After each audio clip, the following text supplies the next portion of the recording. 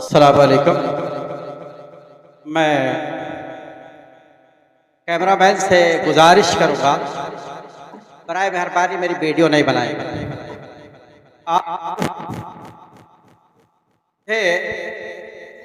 Live दिखा सकते हैं लेकिन वीडियो नहीं बनाएंगे, ये आप जिम्मेदार होंगे।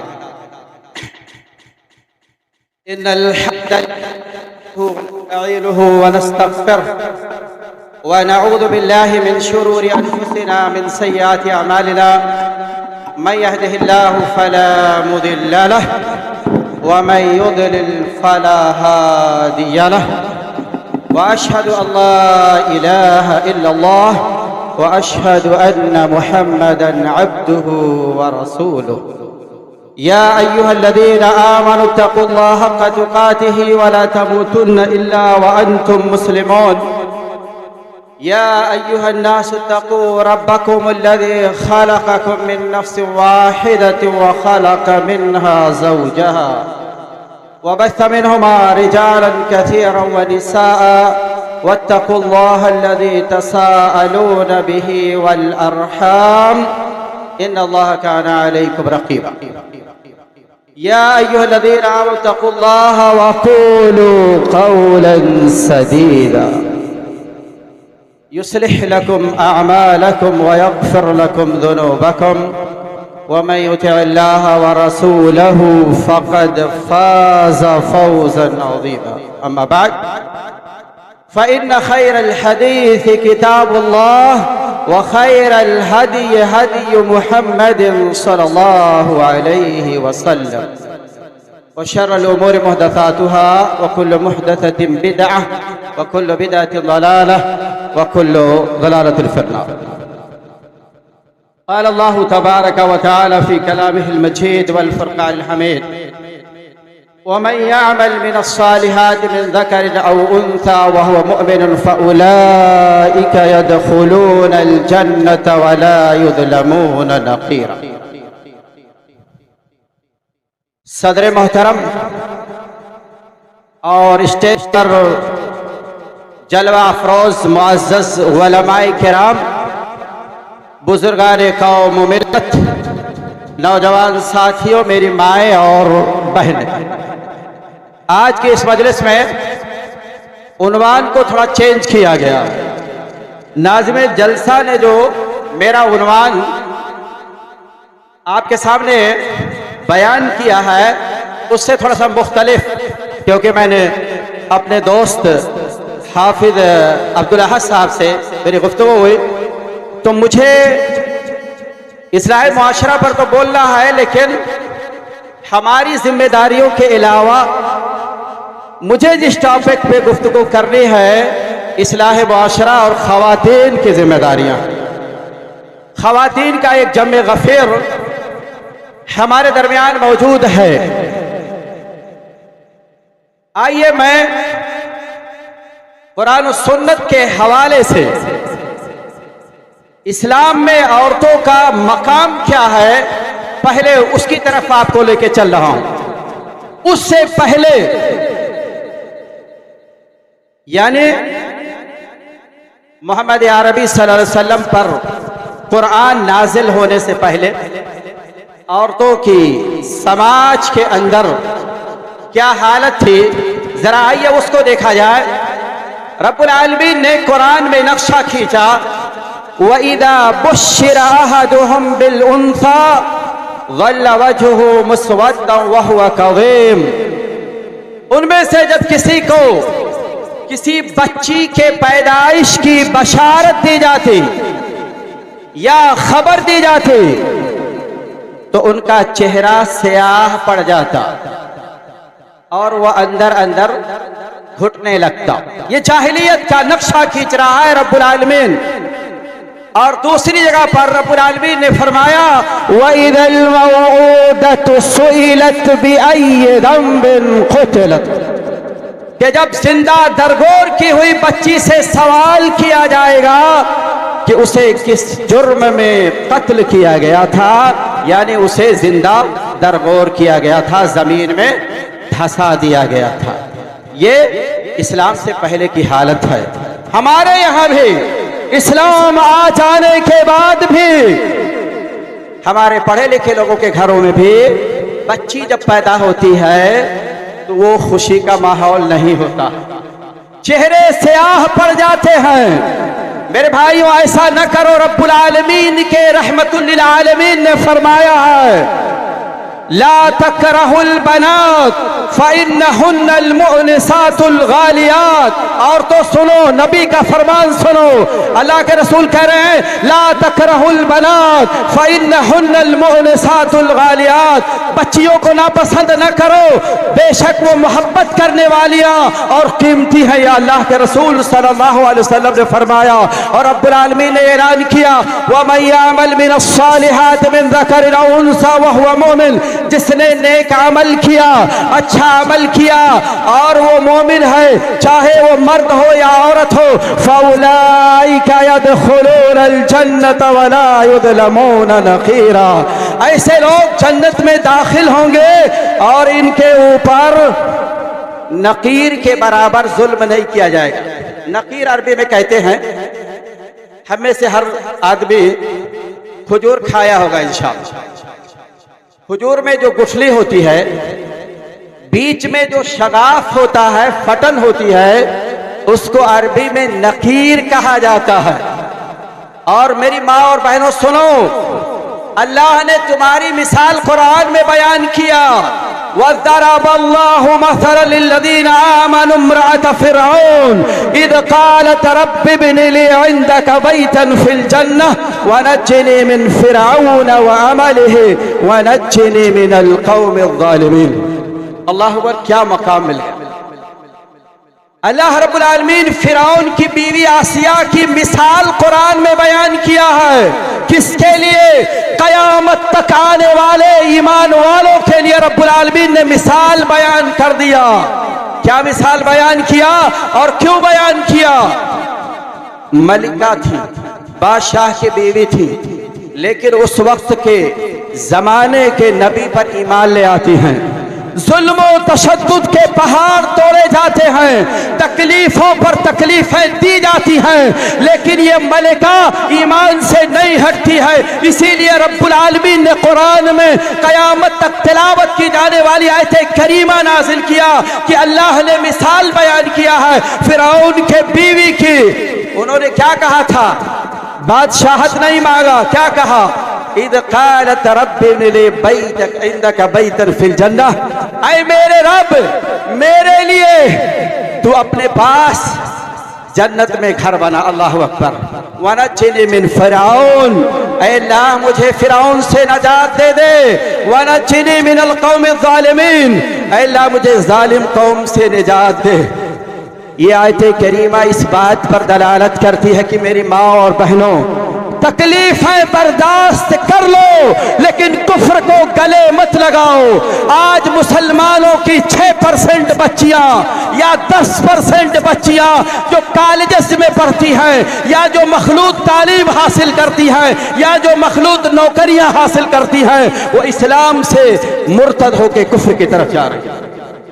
क्या वो क्या चॉइस कर रही हैं बेचारी? ये क्या पसंद कर रही हैं? आखिरत को छोड़ करके दुनिया को तरजीह दे रही हो। अरे किसी मुकेश अंबानी से तुम्हारी शादी हो जाए, अनिल अंबानी से तुम्हारी शादी हो जाए, कितने दिन तक ऐश करोगी? 50 साल, 60 साल, 70 साल, 80 साल? उसके बाद क्या होगा? मौत का फरिश्ता आएगा। मौत से किसी को रुस्तगारी नहीं है। शायर ने कहा, मौत से किसको रुस्तगारी है, आज उनकी तो कल हमारी बारी है। और कुफ्र जब आएगा, जमीन भर कर सोना लेकर के आएगा, अल्लाह कबूल नहीं करेगा। अल्लाह ने ऐलान कर दिया, इन्नल्लज़ीना कफ़रू व मातू व हुम कुफ़्फ़ारुन फलन युक़बल मिन अहदिहिम मिल्उल अर्ज़ि ज़हबन व लौ इफ्तदा बिहि उलाइका लहुम अज़ाबुन अलीम व मा लहुम मिन नासिरीन। बेशक जिन लोगों ने कुफ्र किया और हालते कुफ्र में उनकी मौत हो गई, तो उनसे हरगिज हरगिज जमीन भरकर सोना कबूल नहीं किया जाएगा। अगरचे वो अपने फिदिये में देने की कोशिश करे, उनके लिए दर्दनाक अज़ाब है और उनका कोई वहां पर मददगार नहीं होगा। आज यहाँ मालदारों के सामने तो हुकूमतें झुकती हैं, लेकिन क़यामत के दिन क्या होगा? तमाम बादशाह लाइन में खड़े हुए होंगे। रब्बुल आलमीन कह रहा हो लिमनिल मुल्कुल यौम, लिमनिल मुल्कुल यौम, लिमनिल मुल्कुल यौम। आज किसकी बादशाहत है? आज किसकी बादशाहत है? आज किसका मुल्क है?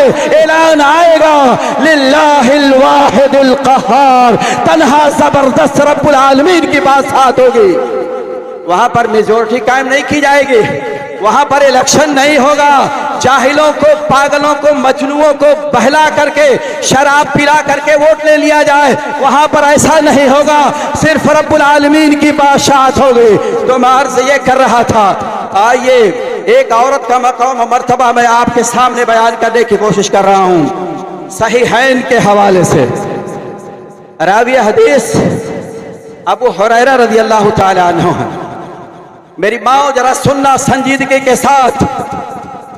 अबू हुरैरा हदीस बयान कर रहे हैं कि अल्लाह के रसूल सल्लल्लाहु अलैहि वसल्लम बैठे हुए थे, इतने में जिब्रील आए।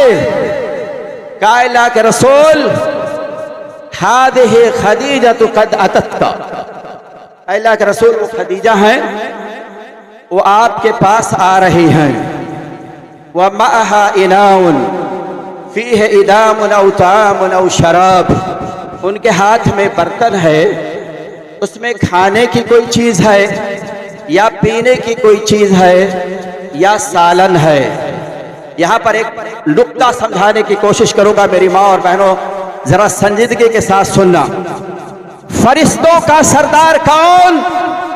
जिब्रील अलैहिस्सलातु वस्सलाम खदीजा से चंद कदम के फासले पर हैं और उनको पता नहीं है कि खदीजा के हाथ में जो बर्तन है बिज़ब्त वो क्या चीज है। लेकिन मौली साहब आपके यहाँ बैठेंगे मक्के में कुत्ता भगाएंगे, हिंदुस्तान में बैठेंगे पाकिस्तान की आपको खबर देंगे। जिब्रील नहीं बता पा रहे हैं फरिश्तों के सरदार, और ये जो नमाजें नहीं पढ़ते, बड़ी बड़ी पकड़े बांध करके कुरान की तिलावत नहीं जानते, हदीस रसूल को नहीं जानते, वो दावा करते हैं कहाँ हो क्या हो रहा है। अरे भाई जब इतने काबिल हो सीबीआई हटा दो, इनसे पूछ लो कौन कौन कातिल हैं, कौन कौन चोर हैं, इनसे मदद ले लो, पकड़ के हवालात के अंदर कर दो, सीबीआई रखने की क्या जरूरत है। तो मार से ये कर रहा था कि जब जिब्रील ने कहा फ़इदा हिया अतत्का, कि जब वो आपके पास आ जाएं, क्या मकाम मिल रहा है औरत को। फ़क़रा अलैहा सलाम मिन रब्बिहा, अल्लाहु अकबर, खदीजा को रब्बुल आलमीन की तरफ से सलाम आ रहा है। कहा जब वो आपके पास आ जाए तो मेरे उनके रब की तरफ से सलाम कहो। अल्लाह सलाम भेजा खदीजा को। क्या वो 20,000 वाला सूट पहनती थी इसलिए, किसी सेठिया की बीवी थी इसलिए? नहीं, रसूलुल्लाह पर ईमान लाने की वजह से, इस्लाम पर अमल करने की वजह से वो ये मकाम पा रही है। और कहा मेरी तरफ से भी खदीजा को सलाम कहो। और इसी पर बस नहीं किया, कहा वो बश्शिरहा बिबैतिन फिल जन्नह मिन कसबिन ला नसब फीहि वला सखबा, कहा खदीजा को जन्नत में मोती के महल की बशारत दे दो जिसमें कोई शोर व शगब नहीं होगा। दुनिया का कितना बेहतरीन आज आपका घर है, बिजली कट गई है, परेशान है, मच्छर घुस रहे हैं, हैरान कर रहे हैं, परेशान कर रहे हैं। और वहां रब्बुल आलमीन के रहमतुल लिल आलमीन ने कहा ला नसब फीहि वला सखबा, उसमें कोई शोर व शगब नहीं होगा, कोई डिस्टर्बेंस नहीं होगा, बिजली नहीं कटेगी, हड़ताल नहीं होगी। और जो लोग हड़ताल कर रहे हैं मुझे उन पर जो है हंसी आती है। अरे भाई अच्छे दिन लाए थे तो अब क्या करने को हड़ताल कर रहे हो? अब तुम्हें तो खुश होना चाहिए, ये गरीबों को परेशान कर रहे हो हड़ताल करके। अच्छे दिन हैं, मजे से खाओ, मजे से ड्यूटी करो। तो मैं अर्ज़ ये कर रहा था कि मेरी माँ और बहनों, तुम्हें ये मकाम मिला है। आइए एक बच्ची की परवरिश पर अल्लाह के रसूल ने क्या फजीलत बतलाई है।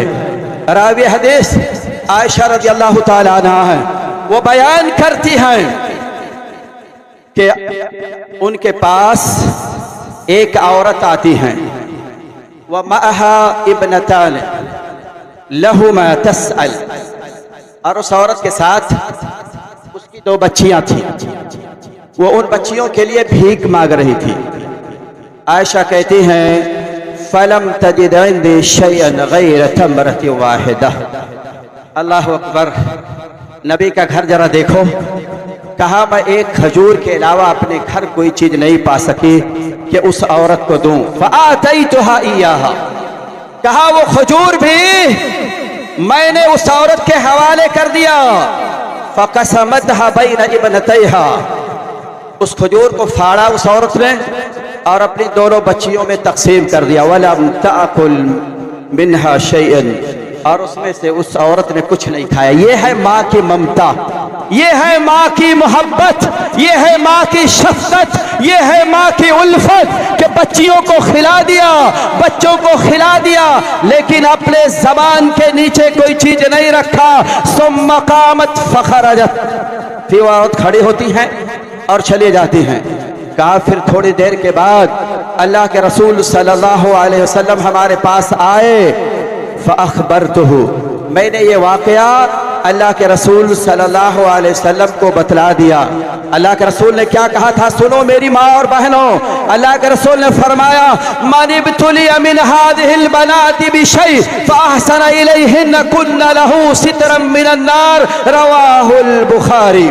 अल्लाह के रसूल सल्लल्लाहु अलैहि वसल्लम ने फरमाया कि जो इन बच्चियों के जरिए दुनिया में आजमाया जाए वो उनके साथ अच्छा सलूक करे तो ये बच्चियां कयामत के दिन उसके लिए जहन्नम से आड़ बन जाएंगे। और दूसरी रिवायत के अंदर अल्लाह के रसूल ने फरमाया मन आला जारियतैन हत्ता तबलुग जाअ यौमल क़ियामह अना व हुवा व गम्म असाबियहु। अल्लाह के रसूल ने फरमाया कि जो 2 बच्चियों की परवरिश करे, 2 बच्चियों की किफालत करे तो वो यहाँ तक कि वो बालिग हो जाए, कयामत के दिन वो आएगा, वो मेरे साथ ऐसे होगा। यानी दोनों उंगलियों को अल्लाह के रसूल ने मिलाया, यानी कयामत के दिन उसे मेरे गुर्बत हासिल होगी। जरा सोचिए, बच्चियों की परवरिश पर ये मकाम मिल रहा है, ये मर्तबा मिल रहा है। इसलिए मेरे भाइयों, बच्चियों की परवरिश पर तुम्हें तकलीफ जो पहुंचे, जो परेशानी पहुंचे, उस पर सब्र करो। ये बच्चियां तुम्हारे लिए जहन्नम से आड़ बन जाएंगी। अगर बच्चियां ना हो, दुनिया चला लोगे? बोलो हाँ हजरत, दुनिया चला लोगे? है कोई ऐसी टेक्नोलॉजी? मैं चैलेंज करता हूं, इस रुए जमीन पर जितने मर्द हैं, जवान बूढ़े बच्चे, उन सबको कत्ल कर दिया जाए, दुनिया फिर से आबाद हो जाएगी। लेकिन औरतों को, बड़ी औरतों को, जवान औरतों को, बच्चियों को कत्ल कर दिया जाए, 100 साल 150 साल के बाद इंसानियत खत्म हो जाएगी। क्यों? जो औरतें बचेंगी उसमें से कुछ हामिला होंगे, उसमें मुज़क्कर होंगे, मुअन्नस होंगे, दुनिया फिर से आबाद हो जाएगी। लेकिन पूरी कायनात के मर्द मिल करके दुनिया को दोबारा आबाद नहीं कर सकते हैं। लेकिन इनके ऊपर जुल्म किया जाता है। तो मैं देख कर रहा था कि ये औरतों का मकाम है इस्लाम के अंदर, उनको इस्लाम ने मकाम दिया। मीरास के अंदर उनके हुकूक बयान किए, माँ के दर्जात को बयान किया, बहनों के दर्जात को बयान किया। आइए अब मैं अपनी माँ और बहनों से ये कहना चाहूंगा कि जब उनकी इतनी फजीलत है इस्लाम के अंदर, तो उनकी कुछ जिम्मेदारियां हैं। जिम्मेदारी नंबर 1, सबसे पहली जिम्मेदारी, उसमें मर्द भी शामिल हैं और औरतें भी शामिल हैं। सबसे पहली जिम्मेदारी यह है कि अकीदे की इस्लाह। अगर हमारा अकीदा गड़बड़ रहा, अगरचे हम अहले हदीस के घर में पैदा हो जाएं, देवबंदियों के घर में पैदा हो जाएं, बरेलियों के घर में पैदा हो जाएं, अगर अकीदा गड़बड़ है तो जहन्नम में उठा करके फेंक दिए जाएंगे। किसी मसलक का रिजर्वेशन नहीं है। अगर रिजर्वेशन है तो अमल की बुनियाद पर रिजर्वेशन है। जो अच्छा अमल करेगा, जो तौहीद परस्त होगा, जन्नत जाएगा, और जो मुशरिक होगा वो जन्नत में जाएगा। क्यों? अल्लाह रब्बुल आलमीन ने कुरान में ऐलान कर दिया है, वमन युश्रिक बिल्लाहि फ़क़द हर्रमल्लाहु अलैहिल जन्नह व मअवाहुन्नार व मा लिज़्ज़ालिमीन मिन अंसार। अल्लाह ने फरमाया, बेशक जिसने शिर्क किया, इसमें आयत में ये नहीं बताया कि अहले हदीस देवबंदी बरेलवी, नह का कायदा है, मन उमूम पर दलालत करता है। यानी जिसने भी शिर्क किया वो कहा जाएगा, जहन्नम में जाएगा। अल्लाह ने उसके ऊपर जन्नत को हराम करार दिया है, उसका ठिकाना जहन्नम है। और ऐसे जालिमों का कयामत के दिन कोई मददगार नहीं होगा। शिर्क सिर्फ यही नहीं है कि किसी मूर्ति के सामने जाके सजदा कर दो। शिर्क सिर्फ यही नहीं है कि तुम किसी मंदिर पे जाके माथा टेक दो। शिर्क ये भी है अगर आपने मखलूक में से किसी को ये जाना कि अल्लाह के अलावा ये रोशी देते हैं, अल्लाह के अलावा ये बेटे और बेटियां देते हैं, तो अल्लाह की कसम आप मुशरिक हैं। आपको उठा करके जहन्नम में फेंक दिया जाएगा अगर आपने तौबा नहीं किया। नबी कायनात अलैहिस्सलातु वस्सलाम ने मक्के की धरती पर 13 साल तक अल्लाह के रसूल ने तौहीद की तालीम दिया था। नबी को मारा गया तो इसी तौहीद की खातिर, नबी को मक्के से निकलना पड़ा रात की तारीकी में तो इसी तौहीद की खातिर, नबी की बीवियों को तलाक दिया गया तो इसी तौहीद की खातिर, नबी के दाद को शहीद किया गया तो इसी अकीदे तौहीद की खातिर, नबी का बाइकाट किया गया तो इसी अकीदे तौहीद की खातिर, नबी को 2.5 साल तक शेब अबी तालिब के अंदर जिंदगी गुजारना पड़ा तो इसी अकीदे की खातिर, और उसी से आप समझौता कर बैठते हैं। जरा सोचिए मेरी माँ और बहनों, अगर आपने ये अकीदा रखा कि अल्लाह के अलावा कोई आलिमुल गैब है जो गैब की बातों को जानता है, तो वो क्या है? वो मुशरिक है। इसलिए हमें और आपको चाहिए कि हम और आप अपने अकीदे की इस्लाह करें। नंबर 2, जिम्मेदारी नंबर 2, मेरी माँ और बहनों कान खोल करके सुन लो, नमाज की पाबंदी। और अगर नमाज की पाबंदी नहीं है तो आपका महंगा वाला सूट सेठ साहब, खान साहब, चौधरी साहब जहन्नम से नहीं बचा पाएंगे। मौली साहब, सब कोई जहन्नम से नहीं बचा पाएगा। अल्लाह रब्बुल आलमीन ने नक्शा खींचा है सूरतुल मुद्दस्सिर के अंदर। जन्नती जब जन्नत में चले जाएंगे और जहन्नमी जब जहन्नम में चले जाएंगे तो जन्नती जहन्नमियों से सवाल करेंगे। रब्बुल आलमीन नक्शा खींच रहा है, फी जन्नती यतसालून अनिल मुजरिमीन। जन्नती जहन्नमियों से सवाल करेंगे, मा सलककुम फी सकर, तुम्हें जहन्नम में कौन सी चीज ले आई है? तो सबसे पहला जवाब होगा, कालू लम नकु मिनल मुसल्लीन, हम नमाज नहीं पढ़ते थे। इस्लाम की बुनियाद कितनी चीजों पर है उलमा नहीं बोलेंगे। उलमा के अलावा यहाँ जो मजलिस है, मैं उनसे पूछना चाह रहा हूं कि इस्लाम की बुनियाद कितनी चीजों पर है?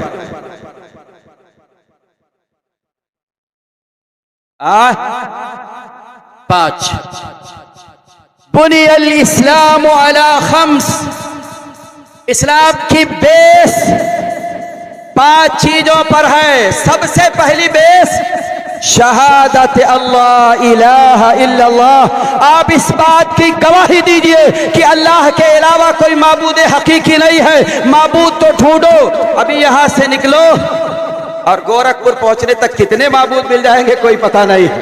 समझ रहे हैं ना? तो माबूद हकीकी अल्लाह के अलावा कोई नहीं है। और व इकामिस सलाह, नमाज कायम करो। जो नमाज नहीं पढ़ता है, जानबूझ करके छोड़ रहा है, उसका उसका कहाँ है? जहन्नम है। अल्लाह के रसूल की हदीस है सही मुस्लिम किताबुल ईमान के अंदर अल्लाह के रसूल ने फरमाया बैनर रजुल व बैनल कुफ्र तर्कुस सलाह। इस्लाम और कुफ्र के दरमियान बाउंड्री, इस्लाम और कुफ्र के दरमियान अगर कोई चीज हद फासिल है वो नमाज है। जिसने नमाज को छोड़ा उसने कुफ्र किया। और दूसरी रिवायत के अंदर है बैन रजुल व बैन शिर्क तर्कुस सलाह। आदमी और शिर्क के दरमियान जो चीज हद फासिल है वो नमाज है। आदमी ने नमाज छोड़ा वो मुशरिकों में से हो जाएगा। अल्लाह ने ऐलान कर दिया कुरान में वाक़िमुस्सलाता वला तकूनू मिनल मुशरिकीन, नमाज कायम करो मुशरिकों में से ना हो जाओ। ये आयत करीमा इस बात पर दलालत करती है कि जो शख्स नमाज छोड़ता है वो मुशरिकों की सिफात अपने अंदर पैदा करता है। तो नमाज की पाबंदी, आइए हमारी बहुत सी माएं और बहनें वो जब तक शादी नहीं होती है 5 वक्ता नमाज पढ़ती है, और जब शादी हो गई तो क्या कहेंगी बच्चों की जिम्मेदारी है, परेशानी है। आइए मैं एक सहाबिया की तरफ लेके चल रहा हूं। अस्मा बिन्त हुबैस रज़ियल्लाहु ताला अन्हा नबी सल्लल्लाहु अलैहि वसल्लम के पास आती हैं और कहती है अल्लाह के रसूल इन्नी इम्रअतुन तुस्तहाद, अल्लाह के रसूल मैं ऐसी औरत हूं जिसे इस्तिहाजा की बीमारी है। इस्तिहाजा की बीमारी कहते हैं बास औरतों के अंदर वो बीमारी पाई जाती है, यानी उनकी शर्मगाह से खून बराबर जारी रहता है। और ये साबिया ऐसी थी कि अगर इनके नीचे तस्त रखा जाता तो वो तस्त खून से भर जाता। वो आती है कहती है अल्लाह के रसूल मुझे इस्तिहाजा की बीमारी है, क्या आप मेरे लिए नमाज के रुख्सत पाते हैं? कि अल्लाह के रसूल मेरे लिए रुख्सत है कि नमाज न पढ़ो? अल्लाह के रसूल सल्लल्लाहु अलैहि वसल्लम ने रुख्सत नहीं दिया। एक रिवायत के मुताबिक क्या है कि हर नमाज के लिए उनको गुस्ल का हुक्म दिया, और दूसरी रिवायत के मुताबिक अल्लाह के रसूल ने कहा 2 नमाजों को इकट्ठा कर लिया, जोहर को असर के साथ मिला लो या असर को जोहर के साथ मिला लो, मगरिब को इशा के साथ मिला लो या इशा को मगरिब के साथ मिला लो, या फजर को अपने वक्त पर पढ़ो। उस सहाबिया को 24 घंटे में कितने गुस्ल करने पड़ते थे? 3 गुस्ल करने पड़ते थे। सोच लो सेठानियों, अहले हदीसों के घरों में पैदा होने वाली औरतों तो सुन लो कि उस सहाबिया को कितनी तकलीफ होती रही होगी। और उन गरीब माओं के पास इतने कपड़े भी नहीं थे, उन गरीब माओं के पास इतने कपड़े भी नहीं होते थे जैसे कि आज हमारी माओं के।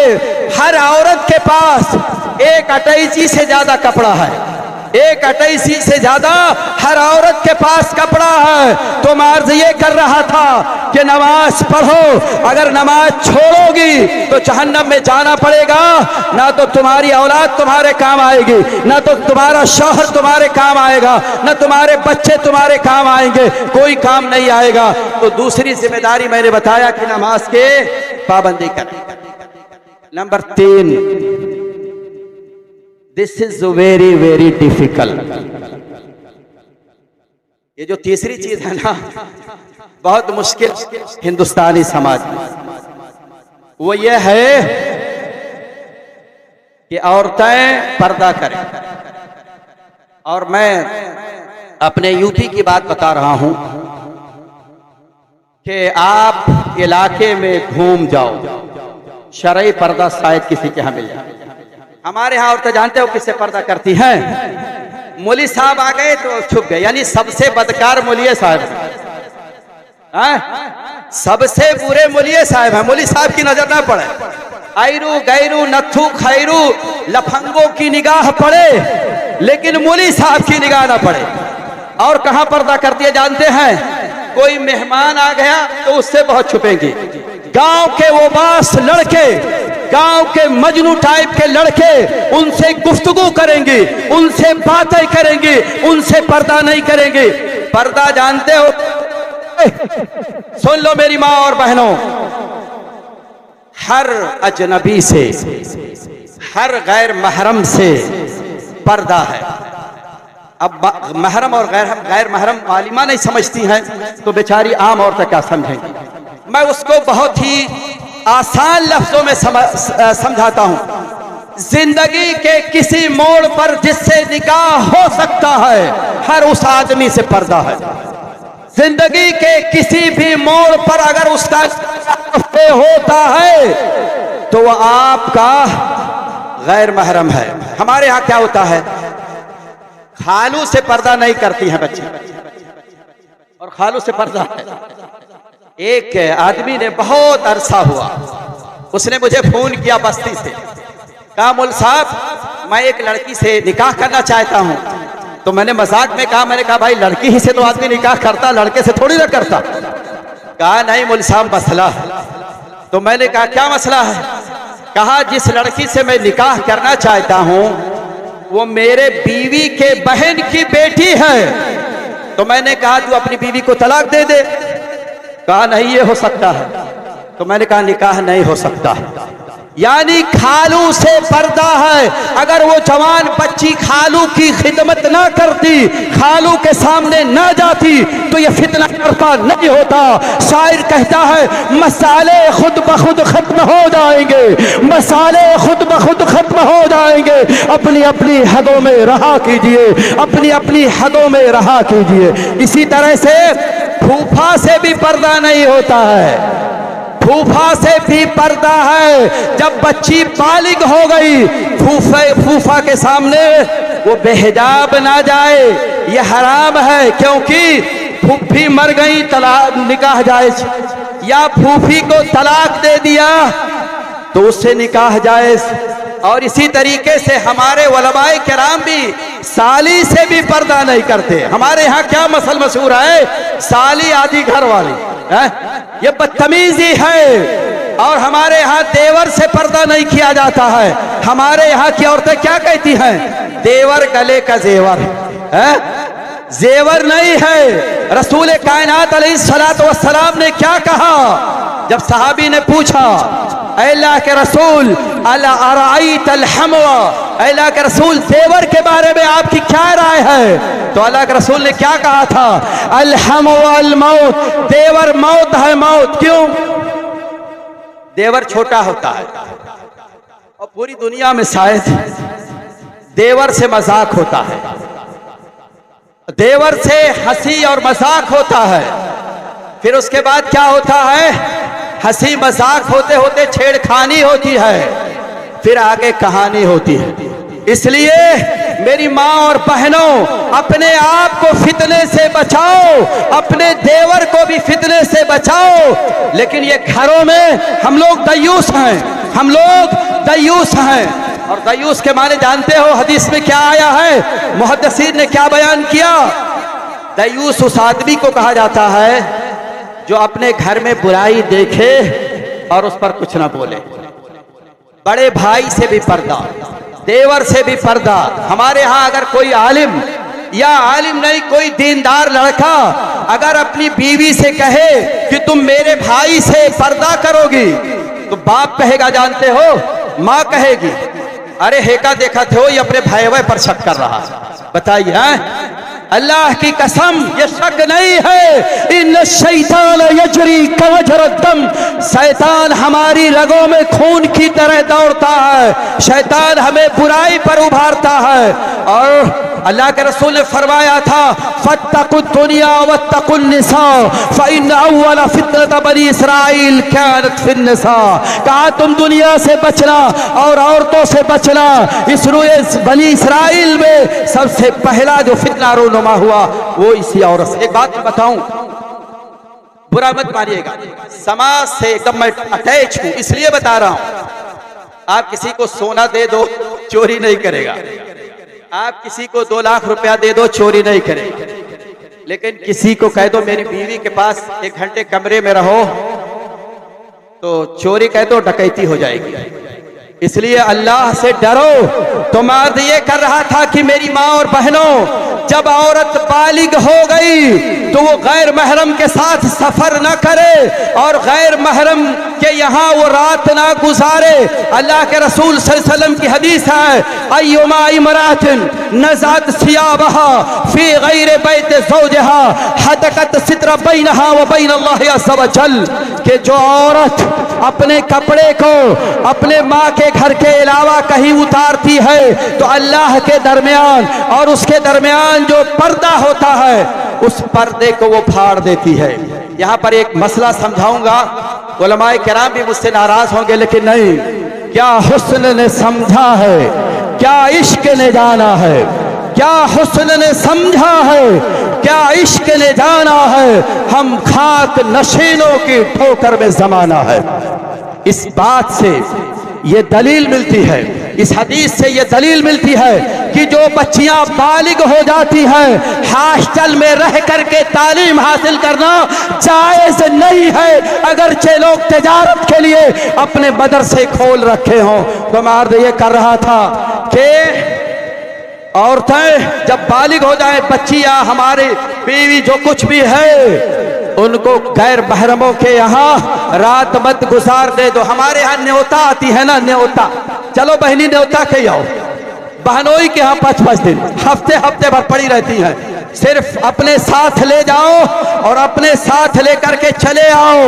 हाँ, अगर बहन का बेटा जवान हो चुका है तो ये अपने खाला के लिए महरम है, अब उसका रहना वहाँ दुरुस्त होगा। तो मर्द ये कर रहा था कि मेरी माँ और बहनें हिजाब करें, पर्दे की पाबंदी करें। और जिम्मेदारी नंबर 4, ये भी बहुत मुश्किल है, शौहर के हुकूक को पहुंचाने। लेकिन आप लोग बहुत खुश ना हो जाइए, बीवियों के भी हुकूक हैं। ये मत समझिएगा कि खाली औरतों के हुकूक हैं। जहां पर शौहर का हक है वहीं पर बीवी का भी हक। एक सहाबी आते हैं, अल्लाह के रसूल, अभी पर्दे की आयत नहीं नाजिल हुई थी, अल्लाह के रसूल सल्लल्लाहु अलैहि वसल्लम ने मुआखात करा दिया था। वो अपने भाई के यहाँ मिलने के लिए आए तो देखा उनकी बीवी बाल ओल बिखरा हुआ है, कपड़े मैले हैं। कहा ये तुमने क्या हालत बना रखी है? कहा क्या करूं, तुम्हारे भाई को मुझसे कोई लगाव ही नहीं है, कोई रग़बत ही नहीं है, वो काम करता है दिन भर और रात को नमाज पढ़ता। कहा अच्छा ऐसी बात है? कहा आज रुको, आए मेहमान नवाजी की, शाम को खाना खाए, इशा की नमाज पढ़ करके सो गए और फिर थोड़ी देर के बाद वो नमाज पढ़ना चाहेगा, सो अभी नमाज का वक्त नहीं हुआ। फिर थोड़ी देर के बाद वो नमाज पढ़ने के लिए उठना चाहते हैं, फिर उस साहबी ने कहा सो अभी नमाज का वक्त नहीं हुआ है। फिर थोड़ी देर गुजरती है, फिर वो इबादत करना चाहते, कहा सो नमाज का वक्त नहीं अभी हुआ है। जब आधी रात गुजर गई, कहा अब उठ, अब ये नमाज का वक्त है और सुन ले, इन्ना अलैका इन्ना लिआइनिका अलैका हक़्क़न, तेरी आंख का तेरे ऊपर हक है, वला जसदिका अलैका हक़्क़न, तेरे जिस्म का तेरे ऊपर हक है, वले ज़ौजिका अलैका हक़्क़न, तेरी बीवी का तेरे ऊपर हक है। ये नहीं मुसल्ला लेकर के बैठ जाओ दिन रात और बीवी बेचारी इंतजार करे कि आएगा, कुछ अच्छी बात करेगा, और ये पागल मजनू चाय की दुकानों पर वक्त गुजार करके 12 बजे जाएगा से पड़ जाएगा। बकवास मत करो, बीवियों के साथ गुफ्तगू करो, बीवियों के साथ बैठो। नबी सल्लल्लाहु अलैहि वसल्लम भी बैठते थे, उनसे हंसी मजाक हुआ करता। अल्लाह के रसूल हालत सफर में हैं, आयशा काफिला आगे जा चुका है, अल्लाह के रसूल और आयशा पीछे हैं। अल्लाह के रसूल कहते हैं आयशा जरा चलो, दौड़ा जाए तो कौन आगे जाता है? आयशा कहती है हमने दौड़ लगाया, मैंने अल्लाह के रसूल सल्लल्लाहु अलैहि वसल्लम को पिछाड़ दिया। कहा फिर कुछ अरसे के बाद फिर मौका हाथ आया, मैं सफर में अल्लाह के रसूल के साथ थी, काफिला आगे जा चुका था और अल्लाह के रसूल ने कहा आयशा चलो आज फिर मुसाबका करते हैं, फिर दौड़ लगाते हैं। कहा उस वक्त आयशा कहती है कि मेरे जिस्म पर गोश्त आ चुका था, मेरा जिस्म भारी हो चुका था। कहा जब दौड़ लगाए तो अल्लाह के रसूल ने मुझे पिछाड़ दिया। कहा ऐसा हादिही तिल था, कारे वो उस साल का बदला है जो मैंने चुका दिया आज मैंने तुमको। ये है मोहब्बत, ये है उल्फत। औरत से मोहब्बत करो, औरत से बातें करो, औरत से गुफ्तगू करो। औरत सिर्फ सोने के लिए नहीं बनी है। ये बेवकूफ़ी, ये बदतमीजी खत्म करो, उनको टाइम दो, उनको वक्त दो। तो मैं अर्ज़ कर रहा था कि मेरी माँ और बहनों, चौथी जिम्मेदारी आपकी ये है कि आप शौहरों के हुकूक को जाने। अल्लाह के रसूल सल्लल्लाहु अलैहि वसल्लम फरमाते हैं कि अगर मैं मखलूक में किसी को सजदे का हुक्म देता तो मैं औरतों को हुक्म देता कि वो अपने शौहरों का सजदा करें। लेकिन किसी मखलूक का सजदा जायज नहीं है। अगरचे कुछ लोग अपने सामने सरों को झुकवाते हैं, कयामत के दिन बहरहाल पता चलेगा।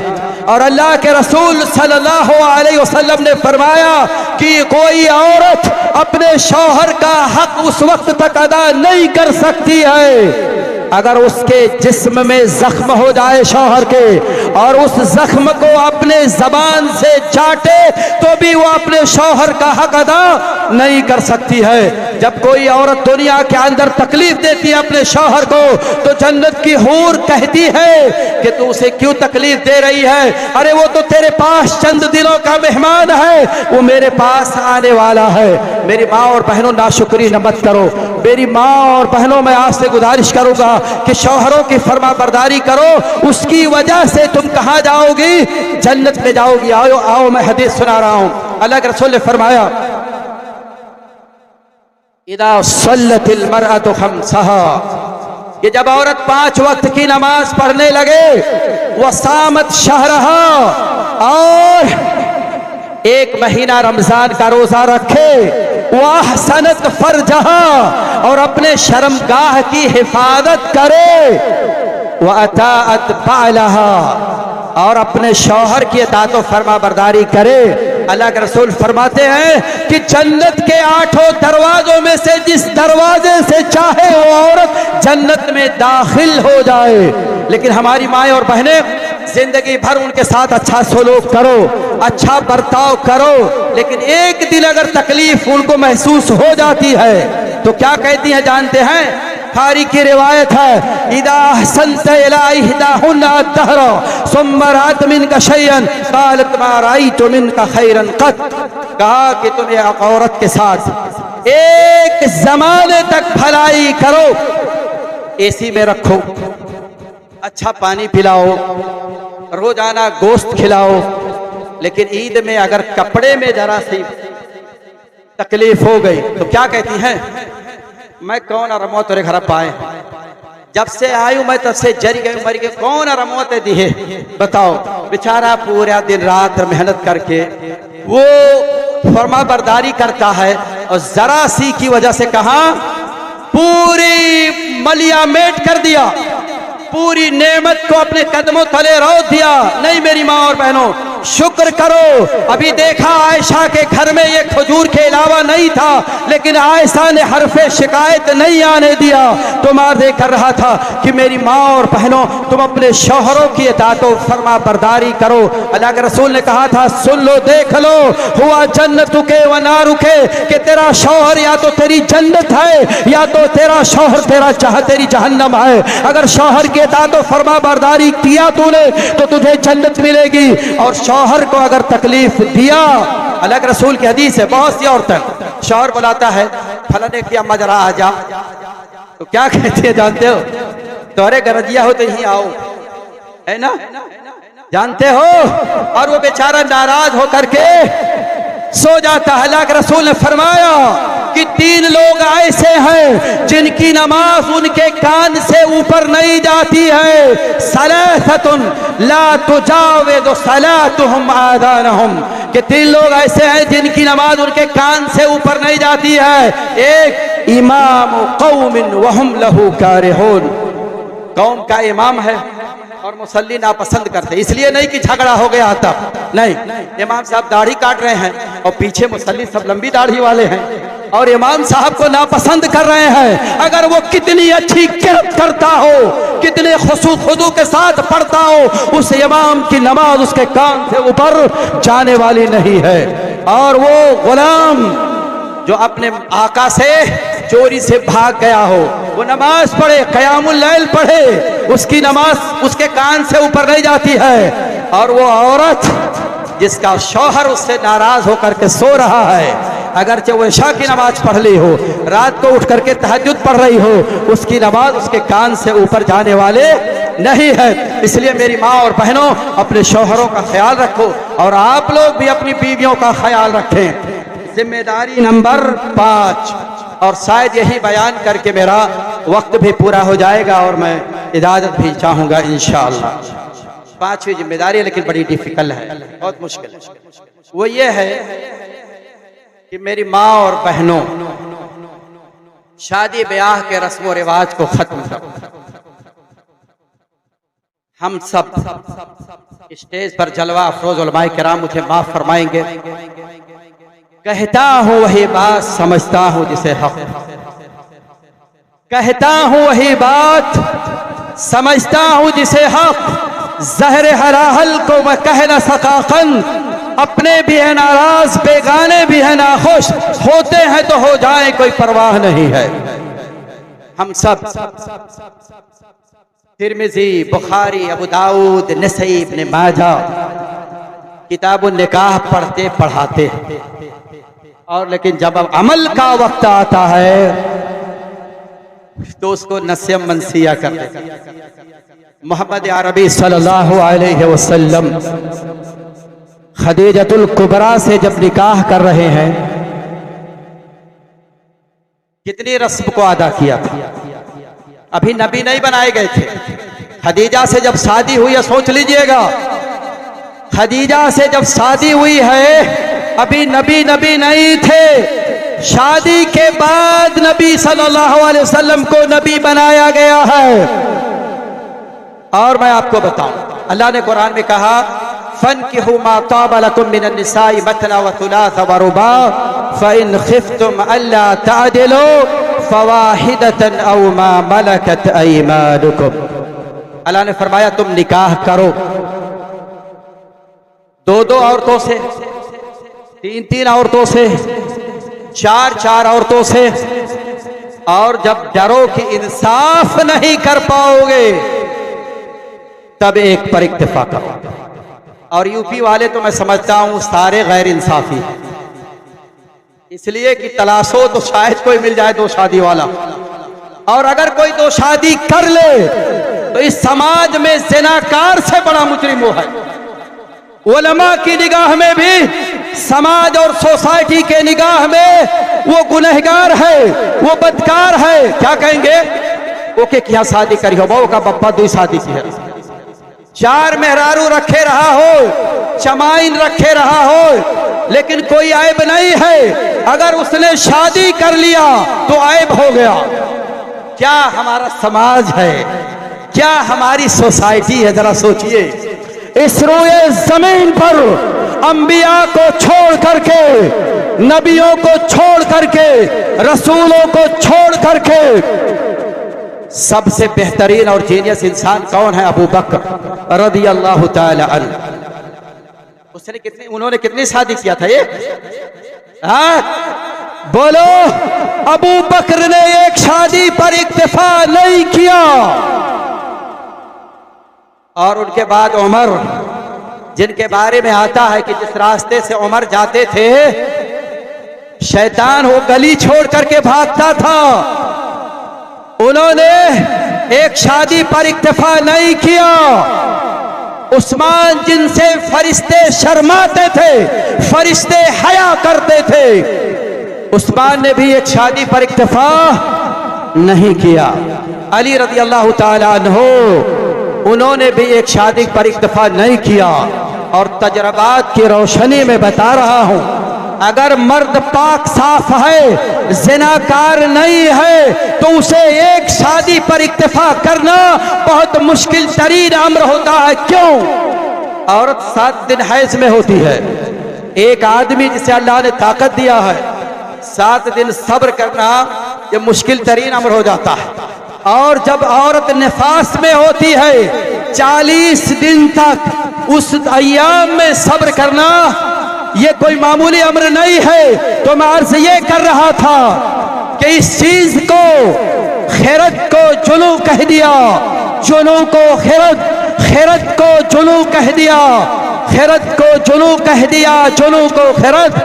जो चाहे आपका हुस्न करिश्मा साज करे, सुन्नत को बिदात और बिदात को सुन्नत, खुराफात को सुन्नत, रस्मो रिवाज को सुन्नत कर दिया और सुन्नत को इन्होंने मुआसरे में सबसे बुरी चीज कर दी। आज कितनी औरतें 27 साल, 28 साल, 30 साल बच्चियां घरों में पड़ी हुई हैं और हिंदुस्तान की औरतें 40 से 45 तक जाते जाते एक्सपायर डेट। अब बताओ वो बच्चियां क्या करें? और जैसे जैसे कयामत के करीब जाओगे, मर्द कम होते जाएंगे, औरतें ज्यादा होते जाएंगी। यहां तक ऐसा होगा कि कितनी औरतें होंगी जिनकी शादियां नहीं हो पाएंगी। क्यों?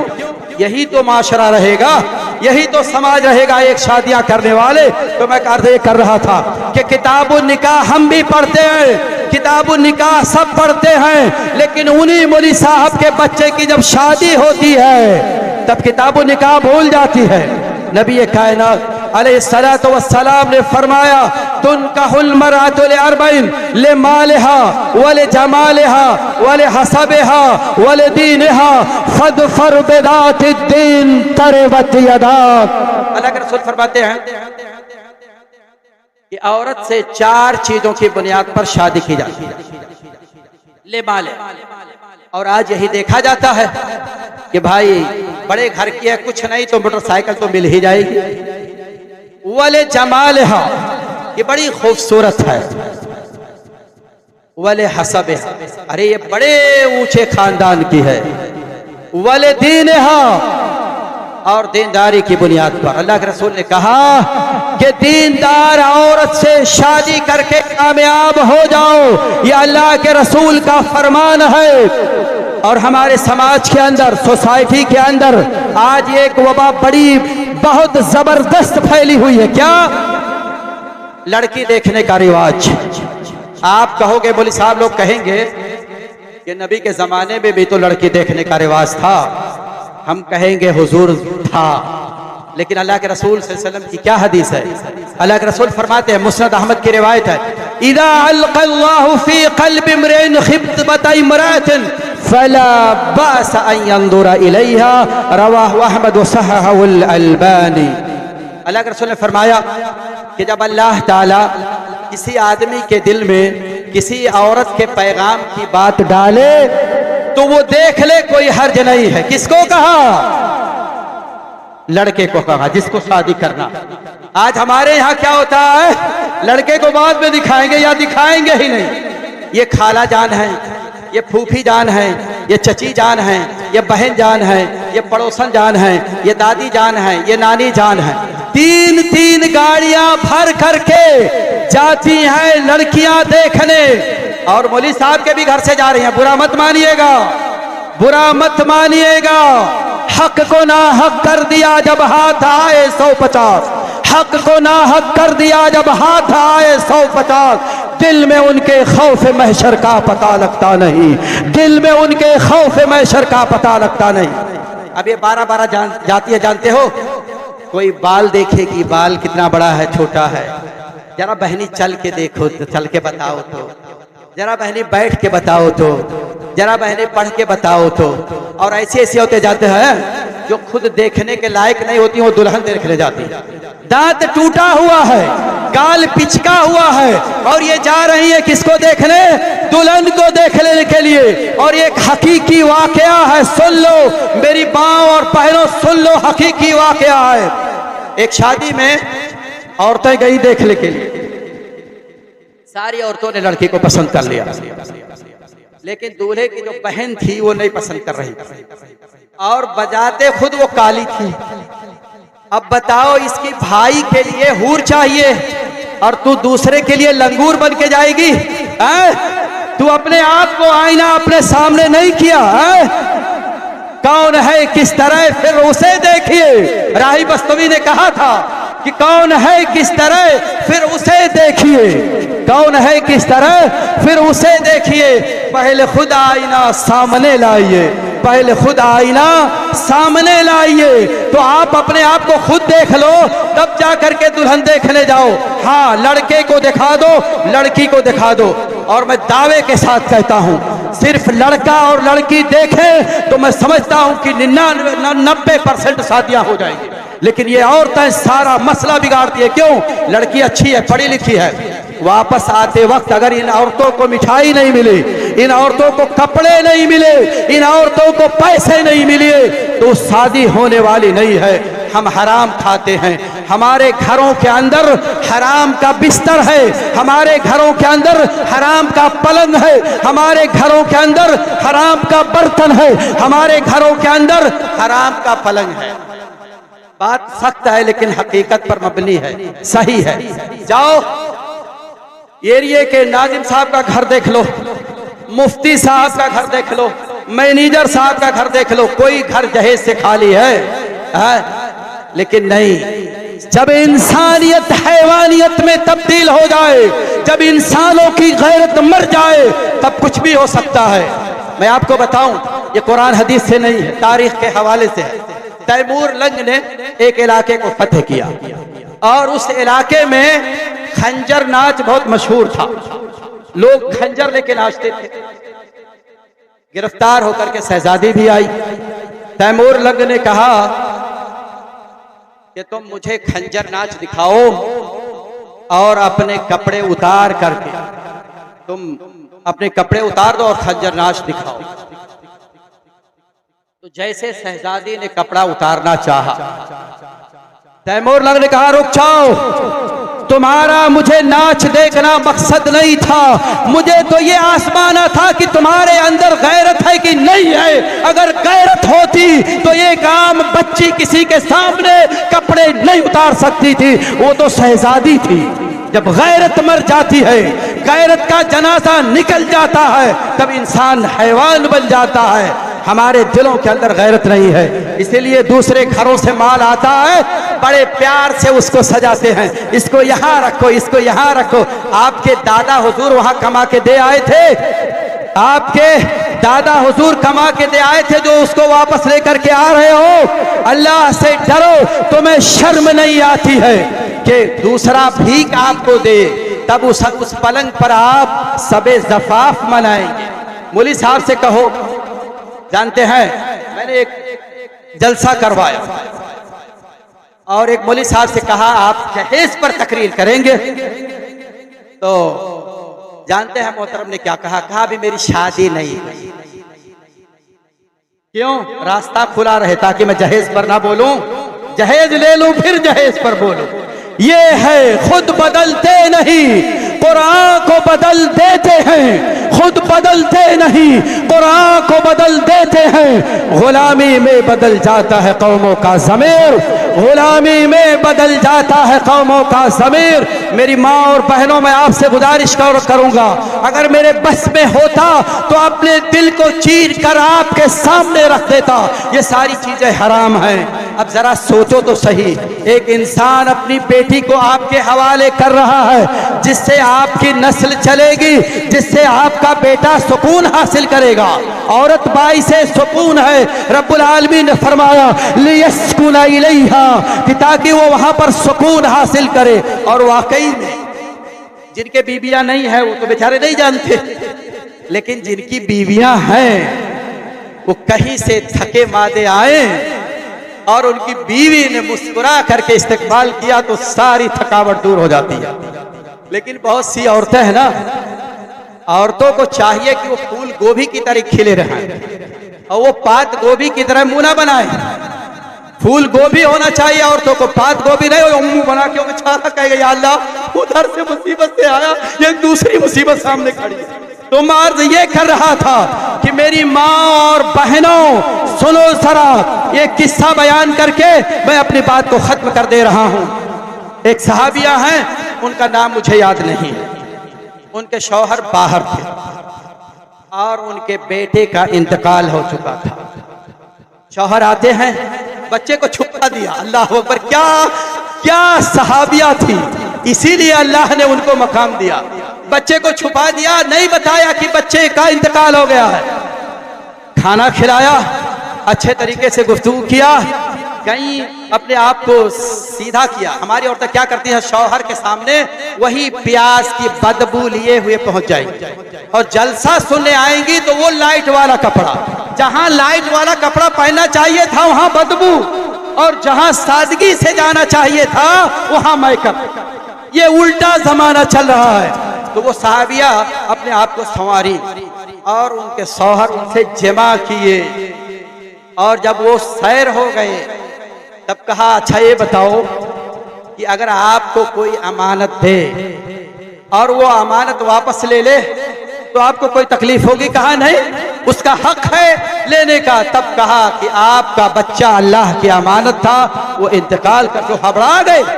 ये है बीवी, ऐसी होनी चाहिए बीवियां। पता नहीं शौहर को सफर में क्या तकलीफ हुई है, बाहर वो ना जाने कितनी परेशानियों का सामना करके आया, कितनी तकलीफों का वो सामना करके आया, और प्लस तुम उसे परेशानियां दे दो, तकलीफें दे दो। नहीं मेरी माँ और बहनों, खुश दिल रहा करो, अल्लाह की निगाह में महबूब बनने की कोशिश करो, शौहर के निगाह में महबूब बनने की कोशिश करो, इस्लाम को अपनाओ, सादगी की जिंदगी गुजारो। व आखिर दावाना अल्हम्दुलिल्लाहि रब्बिल आलमीन। अल्लाह के दीन की दावत और लोगों तक पहुंचाने के लिए इस वीडियो को जरूर लाइक, शेयर, कमेंट